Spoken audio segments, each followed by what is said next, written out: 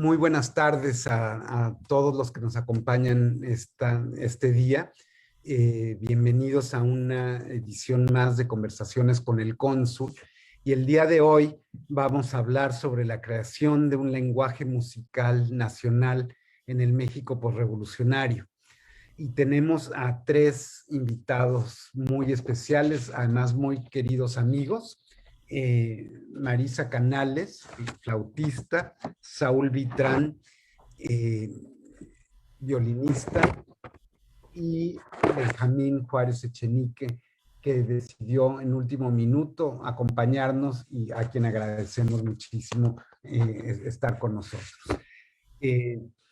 Marisa Canales, como dije, es flautista y productora musical. Nació en la Ciudad de México, donde inició sus estudios musicales. Tiene una licenciatura de la Facultad de Artes Escénicas de Filadelfia y se graduó del Conservatorio Nacional de Versalles en Francia. Es la fundadora del famoso sello discográfico Urtext Digital Classics, cuyo catálogo incluye cerca ya de 400 títulos y se distribuye en todo el mundo. Ha sido nominada al Grammy Latino. Como solista, Marisa se ha presentado con importantes orquestas como la Orquesta Sinfónica Nacional de México, la Sinfónica de Minería, la Filarmónica de la Ciudad de México, las Sinfónicas de Jalapa y Michoacán, la Sinfonieta de París y la Orquesta Sinfónica de Londres. Y actualmente divide su tiempo y actividad personal y profesional entre Boston y la Ciudad de México. Gracias, Marisa, por acompañarnos. Gracias por la invitación, estoy encantada de estar aquí. Saúl Vitrán es violinista y profesor en el Conservatorio de Berklee, que es parte del Berklee School of Music. Es primer violín del cuarteto latinoamericano, el conocidísimo conjunto de cuerdas mexicano de fama mundial y ganador de Grammys. Y es, como dije, profesor asociado de violín en el Conservatorio de Boston. Es concertino también del ensamble Unitas, una orquesta con sede en Boston, cuya misión es dar a conocer el repertorio latinoamericano al público estadounidense. Como maestro y formador de música de cámara, sus estudiantes integran destacadas orquestas en todo el mundo. En el año 2000 recibió la Medalla de Bellas Artes por parte del Gobierno de México y la Orden al Mérito Pablo Neruda en Chile en 2014. Gracias, Saúl, por acompañarnos. Un placer estar acá, Alberto. Gracias. Y está con nosotros también, y nos da mucho gusto que se haya unido a esta conversación, el maestro Benjamín Juárez Echenique, quien es músico, director de orquesta, actual director del Centro de Estudios Mexicanos de la UNAM en Boston, profesor decano emérito de Boston University y experto en música mexicana. Justamente ha estado dando un curso sobre las músicas de México y bueno, ya ha dirigido orquestas de México, Estados Unidos y Europa múltiples veces. Muchísimas gracias, Benjamín, por estar con nosotros. Gracias. Como saben, este año es un año de importantes celebraciones en México. Una de ellas, en septiembre, es la consumación de la independencia. Los 200 años de que se consumó la independencia de México. Y entonces estas celebraciones, esta es una de ellas, la otra es los 500 años de la caída de Tenochtitlan, han hecho que este año sea un año especial para reflexionar sobre quiénes somos como país, cuál es nuestra identidad. Y el día de hoy, en estos 50 minutos que tenemos juntos hoy, justo tenemos a tres expertos en música mexicana que nos ayudarán a reflexionar sobre qué ha sido la música en la identidad de nuestro país. Entonces, esta búsqueda de identidad nacional en la música empieza, yo pensaría, desde la época colonial. ¿Qué nos pueden decir sobre esta época, la época sobre todo de la música barroca? ¿Podemos hablar de un mestizaje o eso es un concepto muy posterior? en la composición, en las melodías, en los ritmos y elementos que se mantuvieron apegados al canon europeo. ¿Hubo alguna influencia de música prehispánica en este periodo?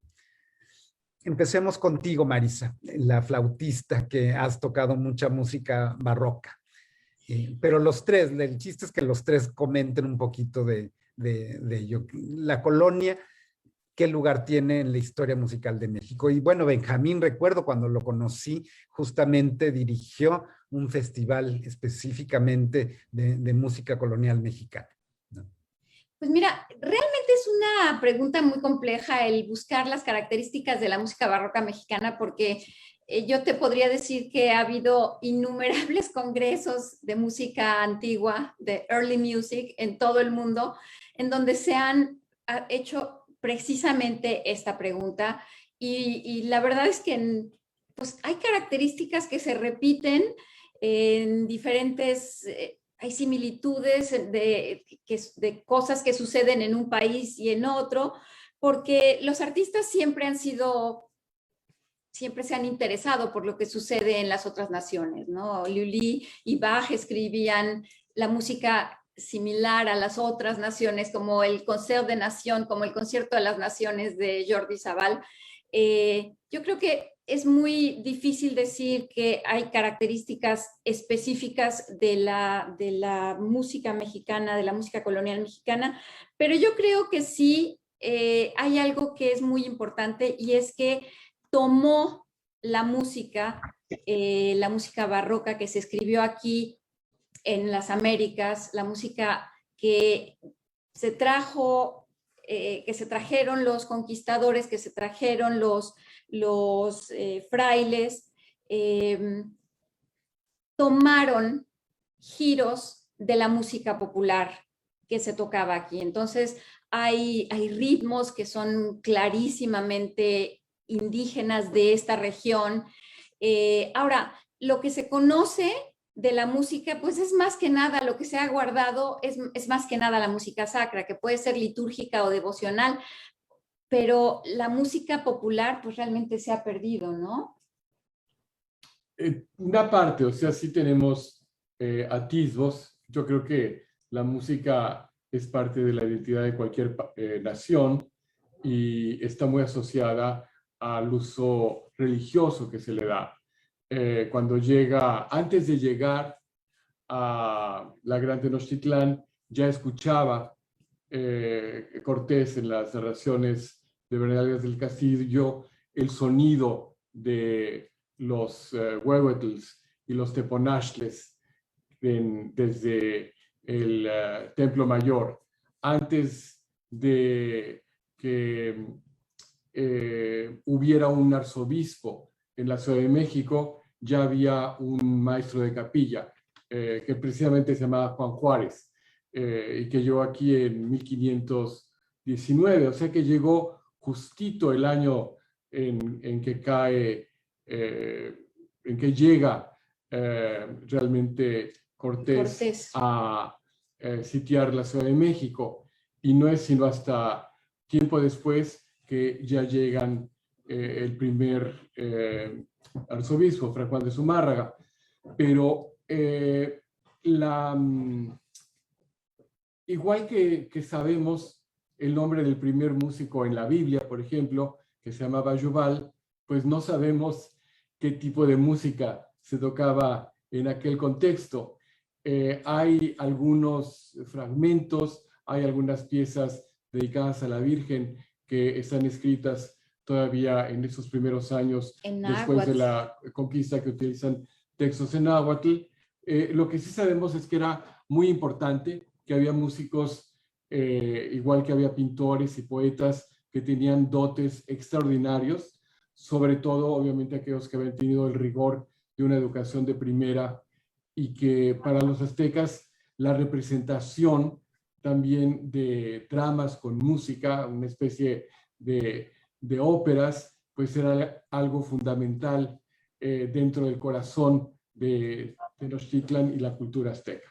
El permitirle a la población, a los parroquianos, el participar de la ceremonia era algo que antes de la conquista era impensable para alguien que no perteneciera a la clase más elite, a la élite de los sacerdotes y de los nobles. Y de pronto tener la posibilidad de sí participar provocó una verdadera, bueno, pues una explosión de gente interesada en tocar instrumentos, en cantar, y llegó a ser a tal grado la importancia de la música dentro de las ceremonias religiosas que tuvo que dictarse una bula, no sé si papal o real. No fue Felipe II. Bueno, real, para evitar que hubiera más gente de este lado del coro que en las bancas de la parroquia. Eso es muy interesante. Que eso es muy interesante de ese proceso de conquista cultural, ¿no? Es como desde las misas en las capillas afuera, o las primeras posadas, por ejemplo, toda la significación de rituales, como de alguna manera democratizó la cultura con este afán de cristianización. Saúl, ¿tú qué podrías añadir al respecto? No, realmente, bueno, Benjamín y Melissa son los expertos en el tema, estoy totalmente de acuerdo con lo que dijeron. Solamente dos puntos breves. Primero, como dice Benjamín, no tenemos manera de saber cómo sonaba la música prehispánica. Podemos recrearla simplemente tocando los instrumentos que se encontraron y ver que son... Fue lo que hizo Carlos Chávez, de quien hablaremos más tarde en la Sinfonía India, porque es música imaginaria. Realmente no podemos saber si hubo influencia o no hubo influencia porque no sabemos cómo sonaba esa música. Es muy poco lo que podemos inferir solamente al probar los instrumentos.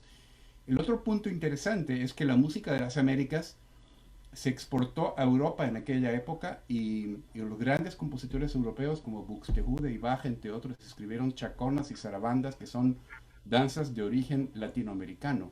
Entonces fue doble sentido la intercomunicación, y eso es algo que poca gente realmente ha estudiado. ¿De dónde realmente vienen la chacona y la zarabanda? Se sabe poco, pero se sabe que vienen de América. Bueno, hay lugares, hay algunos documentos en donde se dice que incluso viene de Tampico, Wow. la chacona. Increíble. Imagínate la chacona de Bach, que es el monumento a la música de concierto de la cultura occidental, es una danza de origen tan pequeña. Imagínate. Es maravilloso el concepto.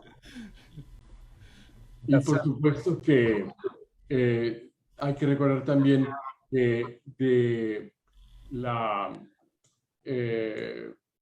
caída de la Ciudad de México en 1521 al México independiente en 1821, hay 300 años. Y el México independiente apenas es un bebé de 200 años. Así es que es un periodo que es muchísimo más largo de lo que nos imaginamos y que tiene distintos capítulos, pero eso ya será parte de otra conversación, si no, nunca terminaríamos. Claro. Sí, y de hecho el barroco es lo más conocido, pero es justamente el siglo intermedio, es el siglo, uno de los tres siglos de la etapa, de la etapa colonial. Pero hablemos un poquito breve para poder centrarnos en lo que queremos, que es el siglo XX, del siglo XIX. Un periodo marcado por la inestabilidad política y social. Fuimos centralistas, federalistas, hubo dos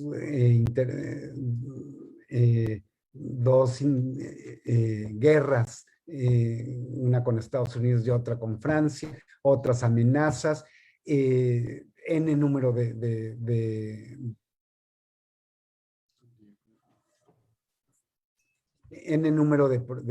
proyectos políticos. Y una guerra civil mexicana, la guerra de reforma también, que fue fundamental. Hubo en México un movimiento, bueno, en Europa a fines del siglo XIX es la etapa del romanticismo, y creo que hubo algunos compositores mexicanos muy influenciados por las escuelas europeas.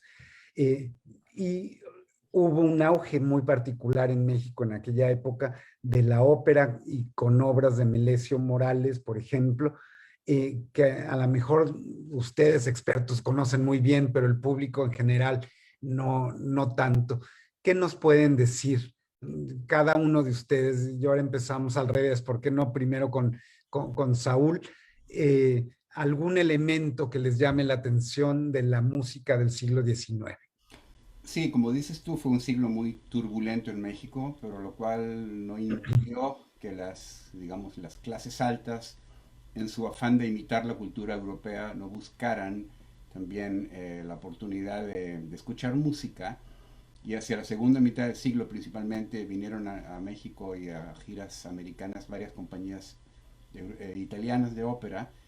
Y creo que lo que más trascendió en México fue realmente la ópera italiana y la música de salón, música que se tocaba en recintos domiciliarios, recitales de piano, de canciones. Eso fue bastante común. Lo que no fue muy común fue por ejemplo, la música de cámara centroeuropea. No habían realmente cuartetos de calidad, o los cuartetos no llegaban a México en sus giras por varios motivos. Eh, Hubo cierto tipo de música, la música, digamos, un poco más lírica y quizá ligera, que fue la que marcó el perfil de la música de concierto que se oía y se componía en México en el siglo XIX, y compositores como mencionaste, Melesio Morales, su esposa Guadalupe Olmedo, Gustavo Campa. Estos compositores tomaron, digamos, abrevaron de ese tipo de corriente, la corriente de la música de salón y la música francesa, que también gracias a, no sé si gracias, pero debido a Maximiliano tuvo mucho éxito en México. Y eventualmente Porfirio Díaz apoyó esta corriente y becó a muchos estudiantes de música mexicanos para que fueran a Francia, a París particularmente, entre ellos Julián Carrillo más tarde, pero también Gustavo Campa. Y la música de varios de esos compositores recoge ese tipo de música, música de salón y música lírica principalmente. Yo quisiera añadir a esto de lo que está hablando justamente Saúl, y es que por esa música de salón, las mujeres tuvieron un papel súper protagónico en ese momento en México. Toda señorita, toda la educación de una señorita, toda señorita que se respetara tenía que tocar el piano, saber cantar, saber bordar y de preferencia saber hablar francés, lo cual me vuelve totalmente decimonónica, salvo por lo de la bordada.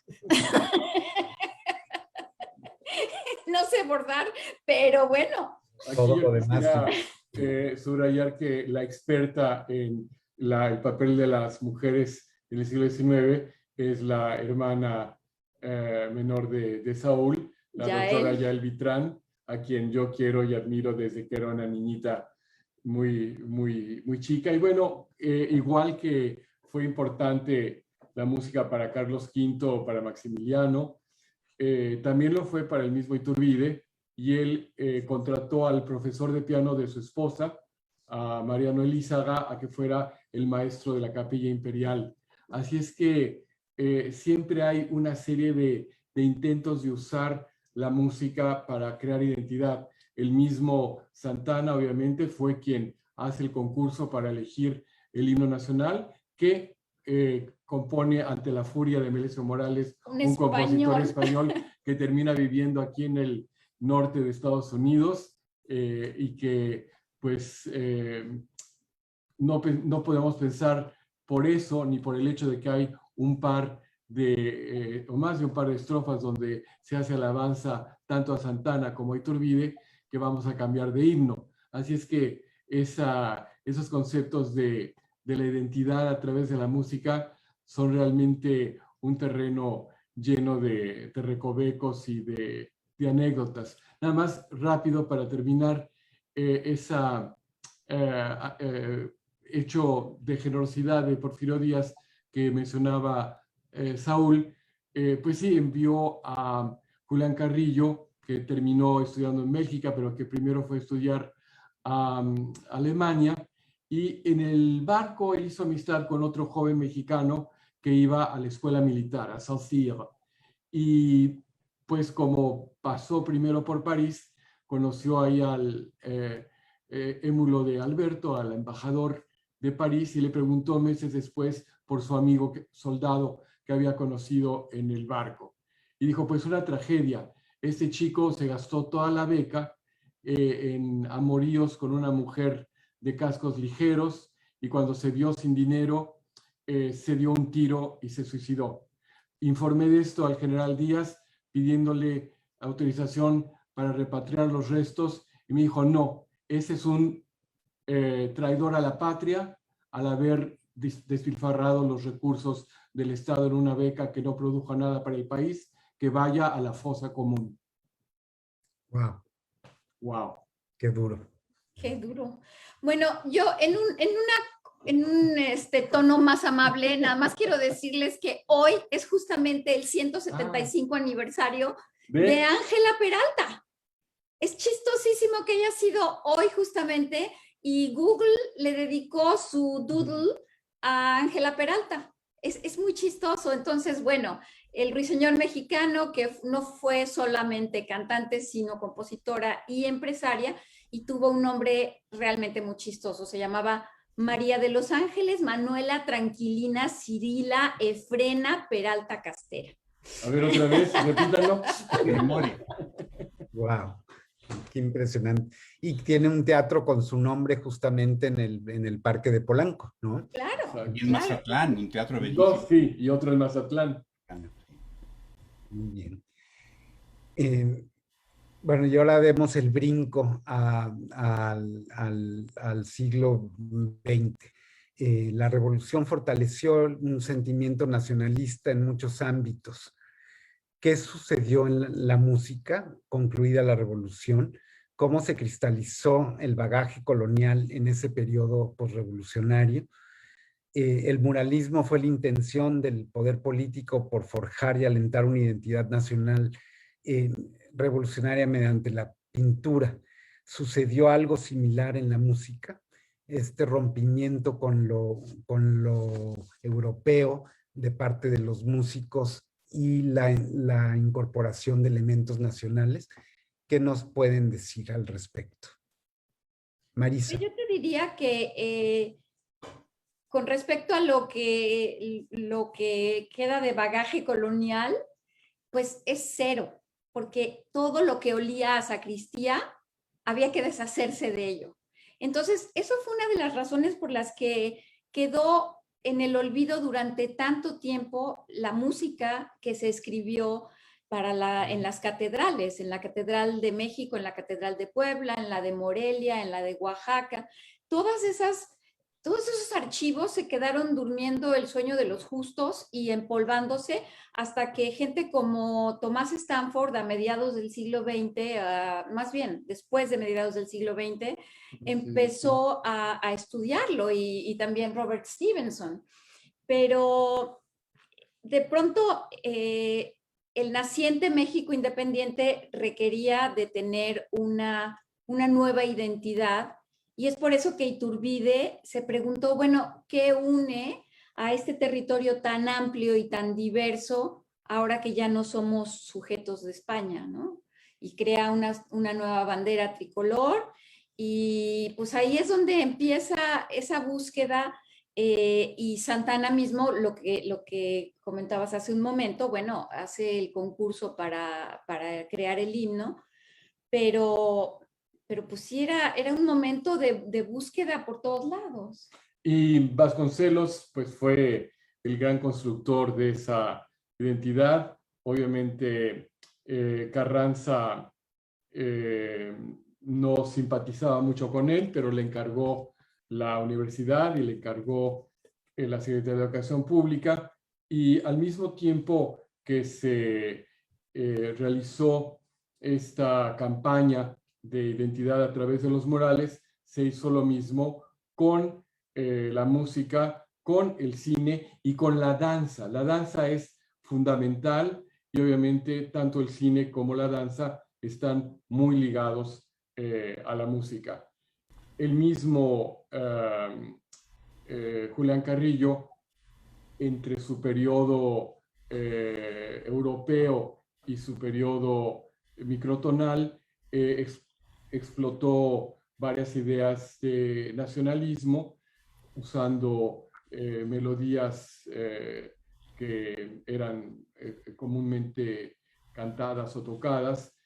Él era de San Luis Potosí. Desde luego otro tanto hizo Manuel M. Ponce, pero ya después de la Revolución, la figura dominante y que va a tener una presencia avasalladora como pocas en su magnitud y en su tiempo fue Carlos Chávez. Yo creo que Saúl, que no tuvo el gusto de conocerlo, puede hablar mejor de él que yo, porque no como mejor que hable. Bueno, yo creo que antes de hablar de Chávez, era evidente que México necesitaba una nueva, digamos, una nueva narrativa en la cual el protagonista iba a ser el pueblo mexicano. Y bueno, Vasconcelos tuvo el latino de comisionar a Diego Rivera, y por la naturaleza misma de la pintura se pueden contar historias en forma visual, especialmente un pueblo que era en su mayoría analfabeto en aquella época. Entonces es relativamente fácil para un pintor talentosísimo como Rivera contar esta nueva historia con elementos del triunfo de la Revolución Soviética, la fuerza del proletariado, la condena al imperialismo, todas esas ideas que vemos claramente en sus murales y que de alguna manera refuerzan la nueva narrativa mexicana, ya despojada de los lazos europeos y con un futuro marcado por la independencia cultural, económica y política. Ahora, ¿cómo dices todo esto en la música? La música no tiene palabras, la narrativa de la música es mucho más subjetiva. Y esa fue la tarea de compositores nacionalistas, de Revueltas, de Chávez, cada uno a su manera, de Carrillo, cada uno a su manera, reimaginar un México que no dependa de Europa, pero estamos hablando de algo que, en mi opinión, es contradictorio y casi imposible, porque la música de concierto es un arte eminentemente centroeuropeo. Entonces, si tú vas a querer contar una historia de la independencia absoluta de Europa a través de una sonata para violín y piano, estás en serios problemas. Claro. Una orquesta sinfónica, etc.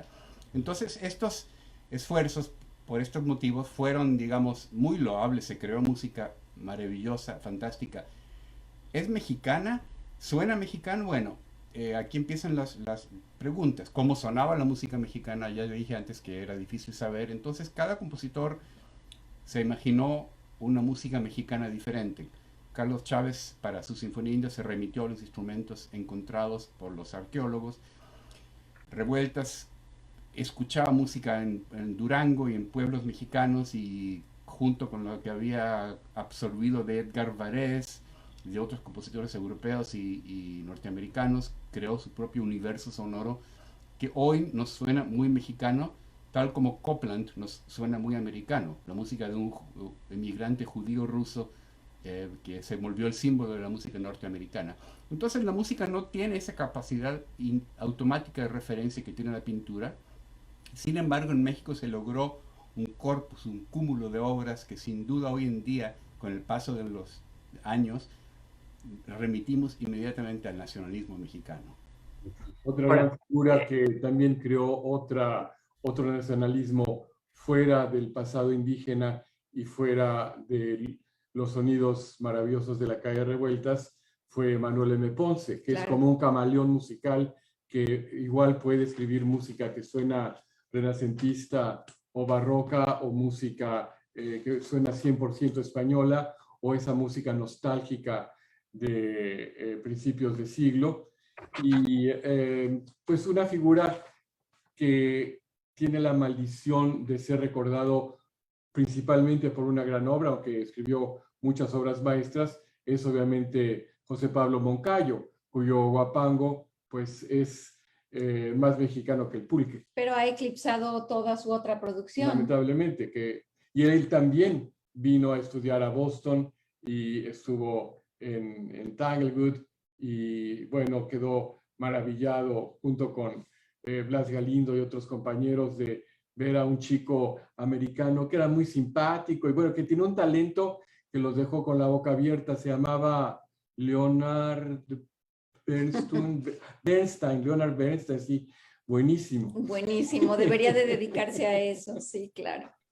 Ahora, las vanguardias mexicanas, tanto musicales como en las artes plásticas, siempre han estado en diálogo con las vanguardias del mundo. Y creo que también en estos mismos años, en los años 20 y 30, hay todo un movimiento, hasta un poco antes, un movimiento en Europa de incorporación de la música tradicional dentro de la música clásica. Entonces, en ese sentido, me imagino que mucho de lo que hacen los compositores mexicanos después de la Revolución también está en diálogo con lo que estaban haciendo las vanguardias en otras partes del mundo. ¿Estoy en lo correcto? Mira, sí, pero principalmente en los países de la periferia europea, que son los que fueron siempre también un poco discriminados. Países como Noruega, España, Rusia, por supuesto, Polonia. Polonia, la música folclórica representó una fuente muy importante de inspiración para los compositores. Menos quizá en Francia, en Alemania, donde la música es, digamos, tiene una tradición un poco más larga en cuanto al tiempo.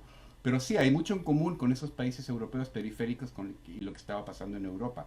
De hecho, Manuel de Falla fue un modelo para incontables compositores latinoamericanos en su manera de recabar las diferentes fuentes de la música española, la fuente mozárabe, la música medieval, y traerlas a una España moderna, dolorosa, sangrienta, contemporánea y en contacto con el resto del mundo. Entonces creo que Manuel de Falla fue una figura muy, muy importante, y luego su alumno Rodolfo Halfter, que emigró a México para fortuna nuestra, y fue maestro de los grandes compositores que México tiene y tuvo. También para él Falla era un modelo a seguir, y creo que esa fue una influencia muy, muy fuerte, la conexión Falla-Halfter con los compositores mexicanos como Manuel Enríquez, Mario Lavista, Héctor Quintanar, Eduardo Mata, esa gente que siguió esta tradición. No solamente grandes compositores, sino también pianistas, directores, y no solamente los grandes, porque hasta yo fui alumno de él, así es que también tuvo chiquitos. Pero bueno, sí, lo que dices, Saúl, es muy correcto, y otro tanto podemos decir del mismo Stravinsky y de Béla Bartók, por supuesto. Así es que estaban muy atentos a esa forma de utilizar una construcción que era la música folclórica, que nace como idea precisamente en Alemania y en el pensamiento marxista con Gramsci en Italia. Ahora, hay algo muy interesante que sucedió en esa época, y es que Vasconcelos le dio la dirección de la Orquesta Sinfónica a Carrillo y la dirección del conservatorio. Y Chávez estaba montando, no sé si el Ballet del Fuego Nuevo, no me acuerdo qué obra, pero una obra muy indigenista, entre comillas, y le pidió la orquesta a Vasconcelos. Perdón, sí, a Vasconcelos, y Vasconcelos a su vez se la pidió a Carrillo. Bueno, no se la pidió, le dijo que se la diera porque era el jefe. Sí, pero entonces pasaban y pasaban y pasaban los ensayos, y la cosa no lograba cuajar. Y entonces pidió Carrillo ir a ver los ensayos, y cuando llegó a un ensayo le dijo a Chávez enfrente de toda la orquesta: pero si el problema no es la música, el problema es que tú no sabes dirigir. Y se lo dijo enfrente de todos, y eso es algo que Chávez nunca le perdonó, por supuesto. Y entonces se dedicó bueno, Chávez tenía un poder enorme, y se dedicó realmente a desacreditar todo el trabajo de Carrillo. Y los seguidores de Carrillo se fueron a fundar la Facultad de Música, bueno, hoy es Facultad de Música, pero era la Escuela de Música de la UNAM, y los seguidores de Chávez se quedaron en el conservatorio. Entonces ahí es un momento súper definitorio de la educación musical superior en México y se da a partir de una reyerta personal entre Chávez y Carrillo. Wow. Mi bisabuela era fue compañera de Carrillo en el conservatorio y también se sacó una beca para ir a estudiar a Italia, pero su mamá no la dejó ir. ¡No! ¡Qué horror! Julián Sí. Carrillo fue una figura importantísima, porque él de alguna manera se despegó del prurito y del mandato nacionalista, porque él venía influido mucho de la música alemana. De hecho, sus obras que escribió en Dresden, como su sexteto de cuerdas, su primer cuarteto, son obras que parecen un Brahms mexicano Es una obra maravilloso, maestra una impresionante. orquestación con una riqueza melódica, tímbrica. Suena un poquito a música de salón mexicana, pero es básicamente un Brahms mexicano. Y después él se fue, como le pasó a Schoenberg, de tanta tonalidad, un día dijo, ya, aquí quiero terminar con esto, y empezó con el microtonalismo. Pero él nunca comulgó con la idea de una música mexicana nacionalista. Él estaba en desacuerdo con esta visión, siguió su propio camino y por lo tanto fue ignorado por el establishment, por el sistema. Eh, es un compositor prolífico de una cantidad de obras maravillosas, tiene no sé cuántas suites para violín solo, no sé cuántos cuartetos, óperas. Se está redescubriendo su música gracias a gente como Alejandro Madrid, que es el director de la Escuela de Música de Cornell en este momento, que ha hecho mucho trabajo sobre Carrillo y hemos ido aprendiendo un poco más sobre esta figura Es fantástica. impresionante. También, no toda su obra son obras maestras. Por supuesto, pero eso le pasó a Beethoven también. Claro. Bueno, a Mozart no, pero sí. No, ¿Y ustedes Tenemos han tocado ese sexteto, Saúl? claro que sí, es una de mis obras favoritas. Es Tenemos que una grabarlo. maravilla.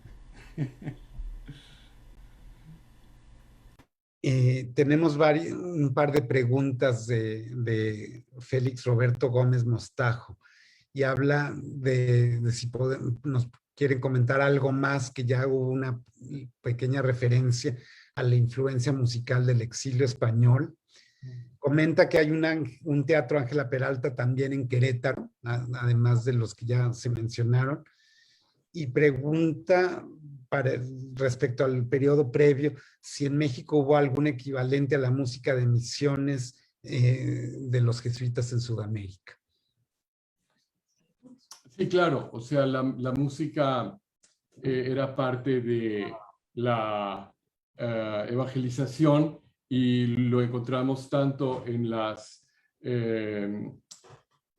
numerosas misiones del Camino Real de Tierra Adentro como en el Camino Real de California. Así es que tanto las misiones jesuíticas como las franciscanas tienen gran cantidad de música y también es otra serie de archivos maravillosos que lamentablemente siguen cerrados después de haber pasado obviamente por la guerra de cristeros. En muchos de estos lugares, como en Celaya, que me conste, hay grandes colecciones que están cerradas a cal y canto porque hay un gran recelo de que vayan a ser robadas o mal cuidadas, y lamentablemente también hay muchas otras, sobre todo por el clima en lo que es ahora el estado de Oaxaca, que no se han conservado porque son materiales obviamente muy, muy sensibles, los papeles en los que se escribía esta música. Sobre el exilio, Saúl, ¿quieres comentar algo más? Fue un exilio que nos enriqueció como nación en todos los aspectos, especialmente en el arte y bueno, en la pintura, Vicente Rojo, en la música, no solo Rodolfo Hafter, sino, en fin, no quiero nombrar porque dejaría fuera a mucha gente, pero fue una ventana también hacia lo que estaba haciéndose en España y en Europa en esa época y fue muy importante porque muchos de estos grandes intelectuales españoles también tenían una vocación académica muy fuerte, entonces inmediatamente se dedicaron a enseñar, no solamente a crear.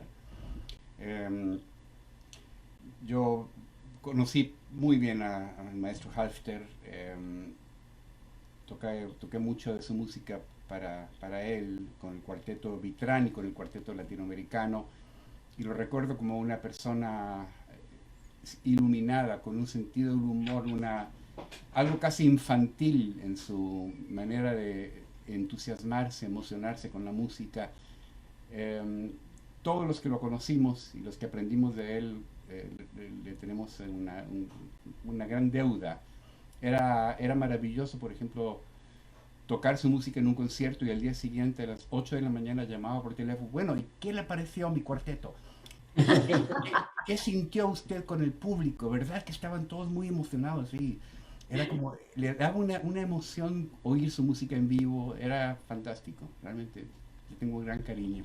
Qué lindo. Además de que, pues, él construyó puentes entre España y México, daba cada verano clases en Granada y en Santiago de Compostela, y nos llevó a muchos a poder estar ahí y conocer a las grandes figuras de la música española y a la vez atraer a muchos de allá para acá.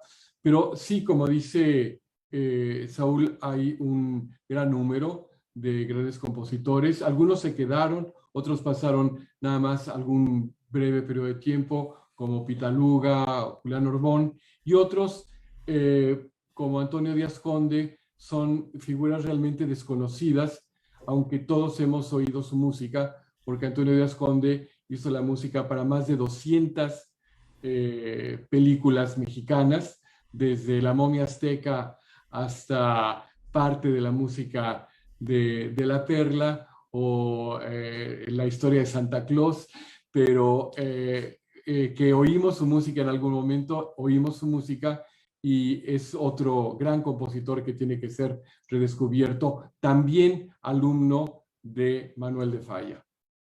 Y justamente yo iba a preguntar eso de la vinculación entre el cine mexicano, nuestra gran época de oro, y la música mexicana, pero por lo que mencionas, Benjamín, no es solamente el cine de oro mexicano, sino es todo el cine mexicano, cómo va incorporando músicos y la elaboración de una música que supongo que se puede decir que es muy mexicana. ¿Algo más que nos quieran decir al respecto, Marisa o Saúl? Pues no, en realidad no. Bueno, yo quisiera hablar un poco, no sé si está en la agenda, pero cómo este movimiento nacionalista devino en lo que está pasando ya hoy en día. No sé si es... Ese era el último Perfecto. tema, si es cómo Sí, se sí. refleja ahora en la producción de Urtex, en lo que toca el cuarteto latinoamericano, en general, en lo que es la música contemporánea mexicana. Bueno, si quieres, comienzo yo. Sí, El Saúl. nacionalismo fue, digamos, rigió la música mexicana hasta los años 50. A partir de los años 60 y especialmente los 70 hubo una ruptura absoluta con todo lo que sonara a mexicano y la música de los compositores se volvió mucho más abstracta, siguiendo los patrones de la escuela de Darmstadt en Alemania. Eh, Gran parte de estos compositores no querían ninguna referencia a música mexicana, entonces hubo una nueva revolución en el tipo de música que se creó. Estoy hablando de gente como Julio Estrada, Manuel Enríquez, Mario Lavista incluso. Mario Lavista. Después, en los años 80, lo que se llama quizá el postmodernismo, esta estructura tan rígida se fue rompiendo para beneficio enorme de nosotros los intérpretes. No es un juicio de valor, hay música buena que se creó en los 70, pero era muy parecida toda.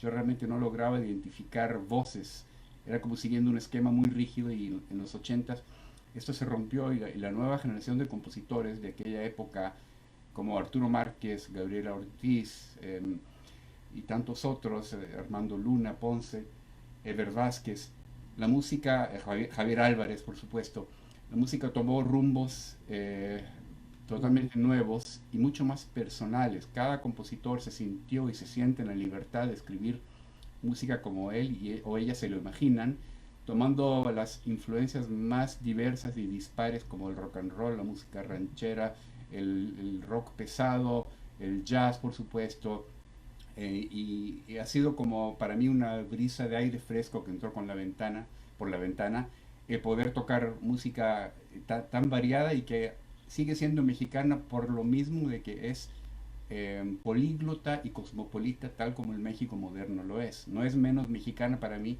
que Redes de Revueltas, aunque no suene así, ¿verdad? Para mí refleja muy bien la modernidad de México. Enrico Chapela es un otro ejemplo maravilloso con su concierto para cello eléctrico, que realmente es como si estuviéramos con la energía de un concierto de rock y que pues de esa ruptura sale realmente otra generación de oro de la música mexicana. Ahorita estamos viviendo una época de auge absoluta porque hay una cantidad de jóvenes compositores que ya es la generación que sigue de la de Gaby Ortiz, ya son los alumnos de Gaby, por ejemplo, por poner a Gaby como un ejemplo, pero estamos hablando de gente que realmente está despuntando en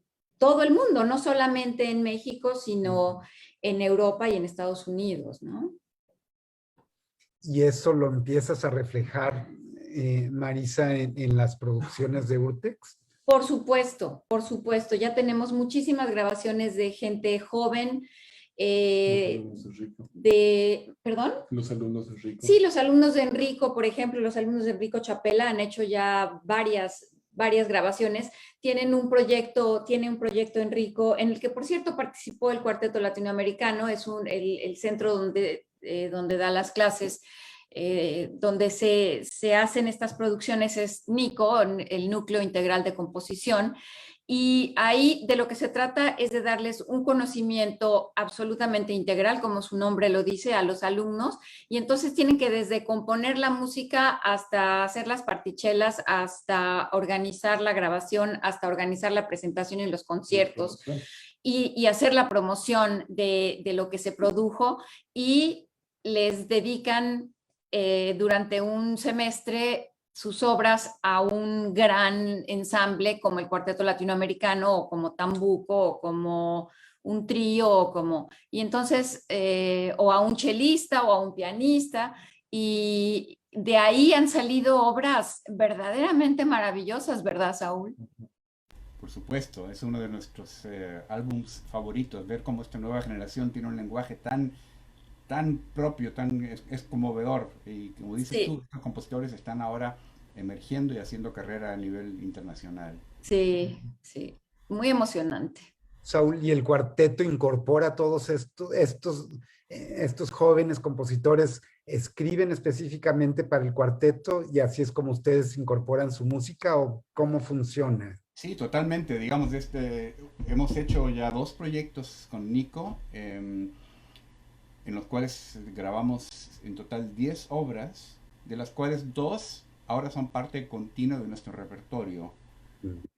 Y si tuviéramos más conciertos, pues tocaríamos más. Hay muchas, digo, obviamente entre las 10 obras no todas son del mismo nivel, pero hay por lo menos 3 o 4 que están absolutamente a un nivel con las que nos sentimos muy cómodos para tocarlas en todo el mundo, y lo estamos haciendo, y ahora en los planes post pandémicos lo seguiremos haciendo. Claro. Marisa, y ustedes en su festival en diciembre supongo que incorporarán o darán a conocer a algunos de estos nuevos compositores también. Por supuesto, hay va a haber una sección importante de música nueva y ahí daremos a conocer un montón de cosas. Además son voces muy diversas. Hace apenas unos días Juan Pablo Contreras, que es otro talentosísimo compositor y director de orquesta mexicano radicado en Los Ángeles, hizo un concierto con la Orquesta de Cámara de Los Ángeles en el Disney Hall, que tuvo un enorme éxito. Y se tocó María Chitlán, María ¿no? Chitlán. Correcto. Muy bien, pues no sé si quieran regalarnos una reflexión final, cada uno de ustedes, sobre esto. ¿Existe o no una música mexicana? Yo creo que existen muchas músicas mexicanas que tienen por su derecho propio un papel protagónico, aunque sea compartido con las demás.